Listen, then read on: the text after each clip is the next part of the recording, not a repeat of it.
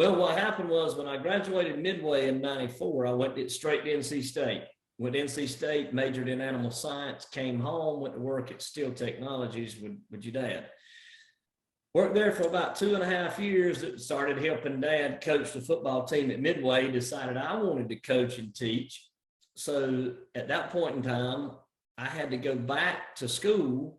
So I chose Federal State because it's right down the road from me. So I went back in person. I didn't do any online school. So I went back. I actually resigned from Steel Technologies, which was very good to me, by the way. I loved being there. Didn't want to leave, but had to chase what I wanted to do at that point in time. So when I went back to Federal State, it took me, I can't remember. I think I went back once, started in the summer. I went both summer sessions, and then I think I went fall and both spring and fall semester.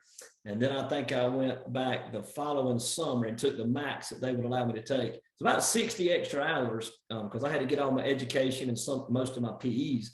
And then when I finished all of that, thank God the Midway job came open, which is where I wanted to be. And that's that we're sitting here now, and I've just completed 19 years of teaching K5 PE, where I taught you. Yep, you taught me. And let me tell you, when you were going to Mr. Matthews' class, that was a big deal. That was the highlight of your week because we were about to go. It was going to be on in that gym. We were about to go to war, whatever we were playing. That's right. Yeah. That's what it's all about. Do you guys still play the same games that we used to play? We do. We roll a lot of the same games.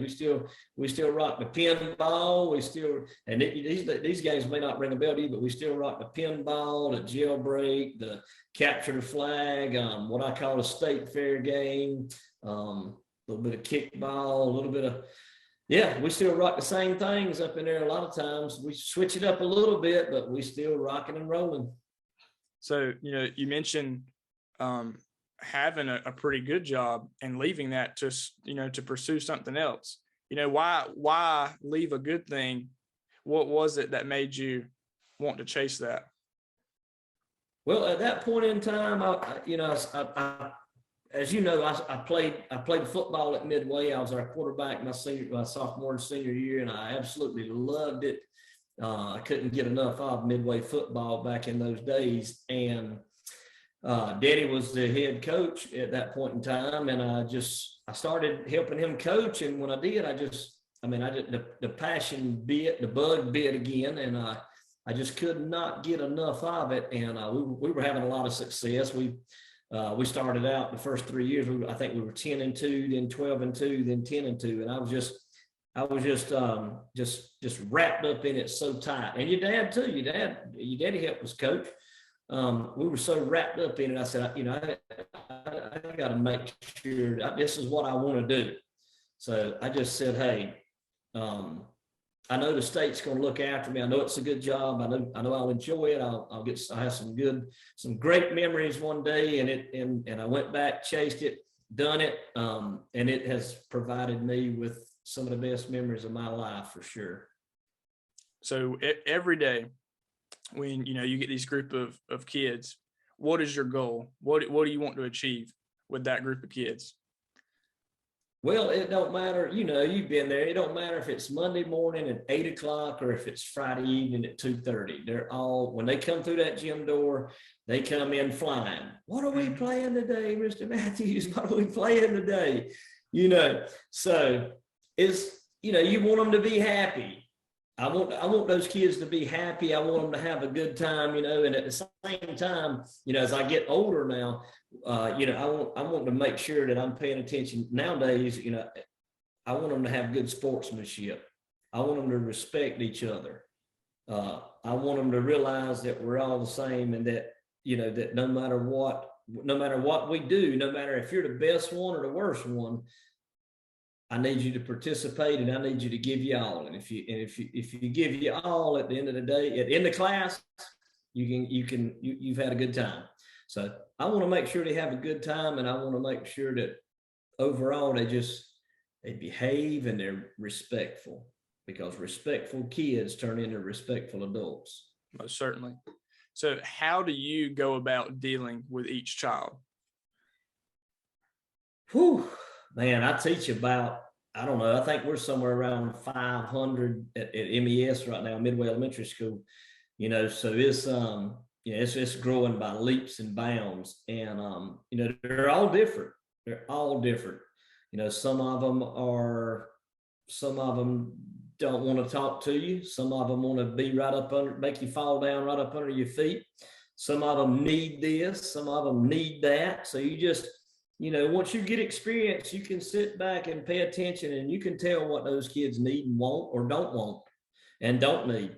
So, I just try to pay attention to what, to each of them, and try my best to give them what I feel like they're needing and what they're after, because, I don't know, I wouldn't say I'm the favorite, but I know a lot of those kids are really excited when they come to PE. They like to come to PE. I love to go to PE.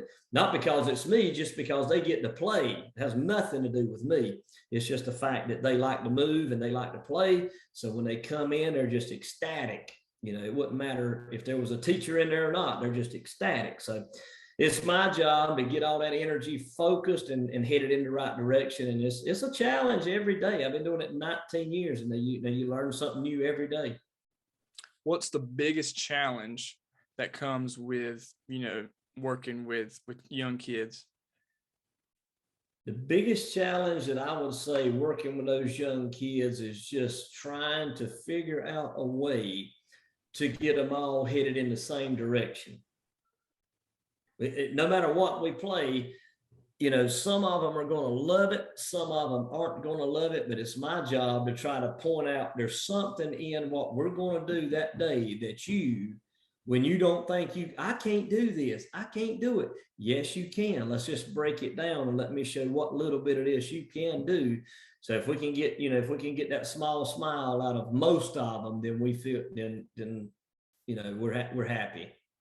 Okay, well, and where I was going with this next question is, what was the biggest blessing in working with children? But I guess you kind of touched on it a little bit in that, you just try to get, that smile out of that kid or whatever, make sure they have fun or whatever, you tell me. I mean, it's, it's just, you remember when you were there and you were a kid, you said, which we were, cousins and all, but man, those little kids see me up and down the hall and Mr. Matthews. And again, it ain't nothing I've done. I just happen to be lucky and blessed enough to be the PE teacher. But, I can see them in Walmart. I can saw a couple of them at the pool today. Hey, Mr. Matthews, how you doing?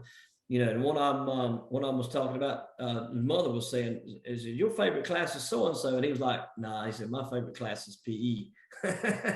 Again, nothing I've done, just happens to be where they can come have a good time and play. But it's a blessing to see those kids have a good time and to be the one that's trusted to do it, Monday through Friday at Midway Elementary.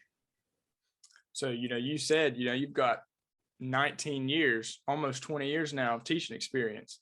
That's a long time. So you've seen a lot. I would think you have a pretty good perspective, on where the education system is. So in your opinion, where do you think it is right now, and where do you think it's going? Well, I've seen a lot of change. I'm me being a PE teacher. I don't have a homeroom. I don't teach the same things, of course, that the homerooms do. But education has certainly changed throughout the years. I've seen a lot of experienced educators go. A lot of younger ones come in. They're always fired up. We have several younger ones at our school. They're doing a great job.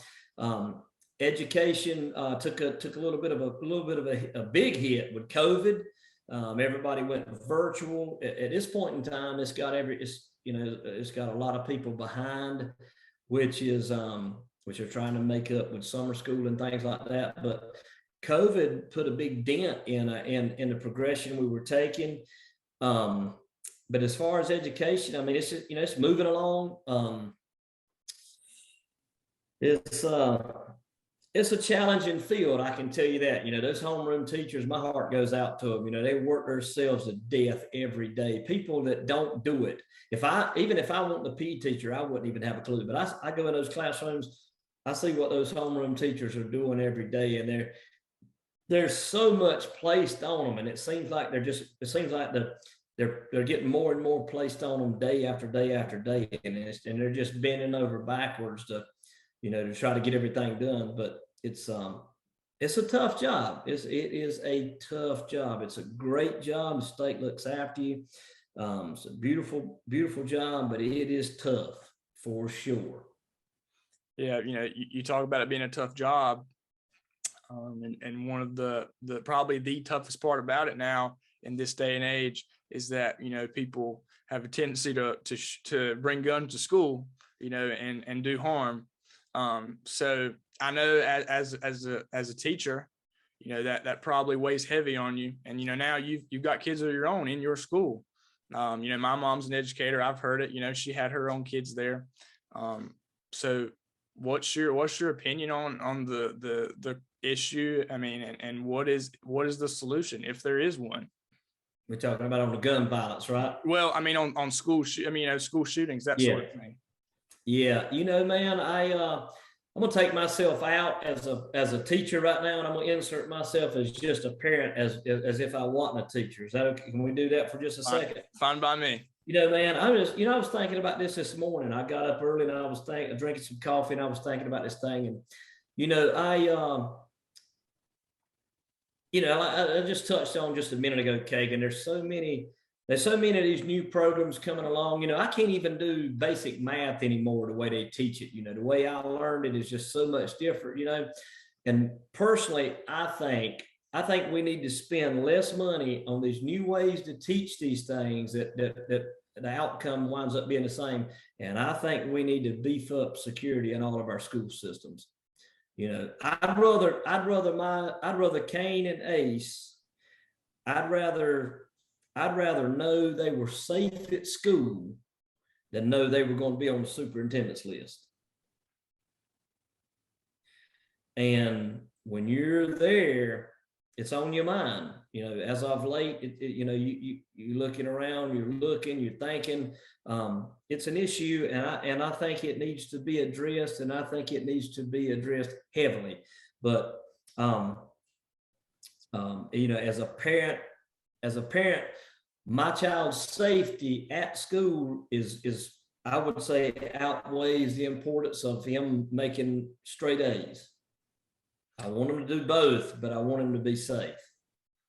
Well, it's interesting that you take that that side of it, because on the last episode, I asked my mom, about the same thing, and I said, there are a lot of, I guess, conservatives now that are, they have talked about that same thing, security in schools, and there are some people who say, that's no way to live, and you can't do that in school, and that's their opinion. But I'm kind of with you on that. That I would kind of prefer for there to be, somebody in a school, whether it be a former military or more SRO officers or whatever it may be. I would feel better knowing that, my child or whoever it may be was protected by that person. And, you can get into all the specifics. I don't think every teacher should have, should be armed. I'm not saying that.